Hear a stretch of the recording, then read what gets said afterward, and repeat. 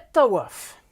Suivre un itinéraire fixé dans un espace sacré. Dans le langage courant aujourd'hui, comme dans le Coran, le tawaf est lié à la Kaaba. Il peut être intéressant de s'interroger sur la signification de ce rituel. Commençons par voir ce que nous en dit sa racine.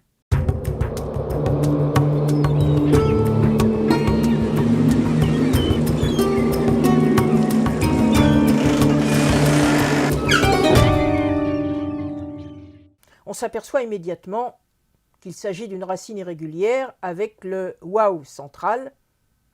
Le verbe est donc tawafa, qui signifie circuler d'un point à un autre. Cela se dit dans le Coran, des jeunes serviteurs qui servent à manger et à boire aux élus qui ont été admis au paradis, comme dans 43-71 et dans 76-15. C'est la forme verbale dénominative tawafa qui renvoie au rituel de la tournée tawaf, qui se déroule autour de ce que le Coran nomme la vieille demeure, El Bayt al-Atiq, dans 22-29.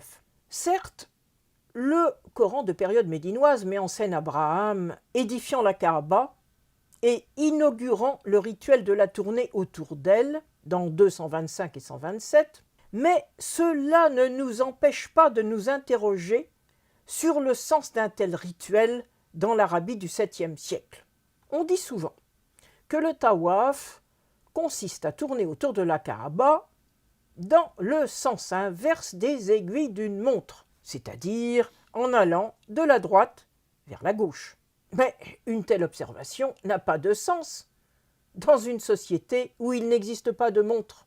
Par contre, on peut remarquer que, comme chacun le sait, le point de départ du tawaf se situe à l'angle est de la Kaaba, tout près de l'endroit où est maçonnée la pierre noire, Al-Hajar Al-Aswad. On commence ensuite le circuit en se dirigeant non vers le sud, mais vers le nord, pour accomplir la tournée à 7 reprises.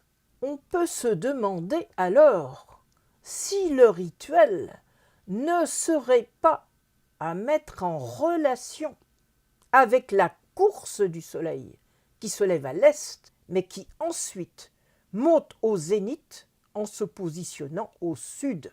Il s'agirait donc là de tromper la puissance maléfique qui empêche la pluie de tomber par une marche qui va à l'inverse de la course du soleil, comme pour en effacer la nuisance. On en attendait ensuite une compensation en retour, comme dans le cadre d'un contrat, à l'issue du sacrifice qui terminait le rite. Il s'agissait, dans l'esprit des hommes de ce temps et de ce lieu particulier, de veiller à ce que le point d'eau qui donne vie à la cité reste alimenté par la pluie et permette aux résidents mécois de continuer à vivre sur place.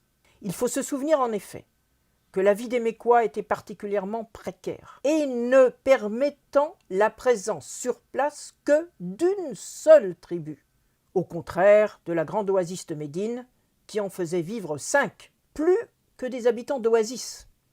Les Mécois étaient constamment en alerte et comptaient plus que tous autres sur le secours de leur Dieu protecteur. On verra dans une prochaine vidéo à quel moment saisonnier on peut penser que se déroulait ce rituel. À très bientôt.